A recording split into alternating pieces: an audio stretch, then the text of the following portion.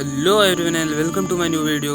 आज हम बात करेंगे महाराजा विक्रमादित्य जी की सिंहासन बत्तीसी की चौथी पुतली चंद्रकला के बारे में। अगर आपने पहले की 3 पुतलियों की कहानी अगर नहीं देखी है तो मेरे चैनल के अंदर जाकर आप वो पहले तीनों वीडियो देख लो, ताकि और इंटरेस्टिंग होने वाली है ये चौथी कहानी। तो हम शुरू करते हैं चौथी पुतली चंद्रकला की कहानी। चौथी पुतली चंद्रकला कहने लगी, सुनो राजा भोज, राजा विक्रमादित्य अपने दान के लिए बड़े प्रसिद्ध हैं।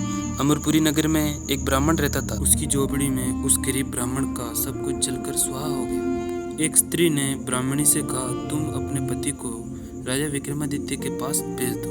ब्राह्मण ब्राह्मणी की बात मानकर राजा विक्रमादित्य जी की नगरी उज्जैन आया। राजा विक्रमादित्य ने स्वयं का राजमहल ब्राह्मण को दान कर दिया।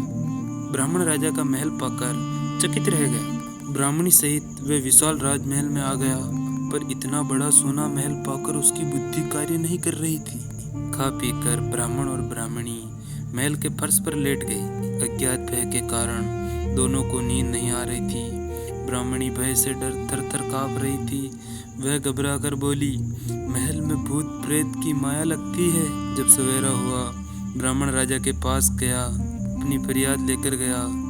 उसने कहा, अन्नदाता, उस महल में प्रेतों का निवास है, आप उसे वापस ले लीजिए। राजा बोला, दान दी गई वस्तु वापस लेकर मैं पाप का भागी नहीं बन सकता। तभी महामंत्री ने उठकर कहा, राजन, आप इस महल का मूल्य देकर वापस ले सकते हैं। राजा विक्रमादित्य ने यह स्वीकार कर लिया। राजा को ब्राह्मण से यह जानकर बड़ा आश्चर्य लगा कि राजमहल में प्रेतों का निवास है। अतएव उसने स्वयं राजमहल में सोने का निश्चय किया। रात में कुछ आहट हुआ। राजा विक्रम नींद से उठकर बैठ गया और बोला, कौन है? जवाब मिला, मैं लक्ष्मी, तुम्हारे राज की लक्ष्मी। राजा विक्रम, तुम धर्माचरण करते हो, इस कारण मेरा वास तुम्हारे राजमहल में है। लक्ष्मी राजा विक्रम के सामने आ गई। राजा विक्रम ने उसको साष्टांग प्रणाम किया।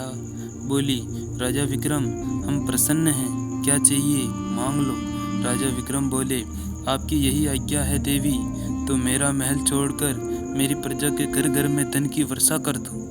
लक्ष्मी तथास्तु कहकर अंतर्ध्यान हो गई। उस रात उज्जैन नगरी के घर घर में धन की वर्षा हुई। राजा विक्रमादित्य की प्रजा धन से परिपूर्ण हो गई। गरीबों का नामो निशान मिट गया। चंद्रकला बोली, सुनो राजा भोज, राजा ने लक्ष्मी के प्रसन्न होने पर अपने लिए नहीं, प्रजा के लिए धन मांगा। क्या तुम इतने बड़े उदार हृदय के हो तो इस सिंहासन पर बैठ सकते हो।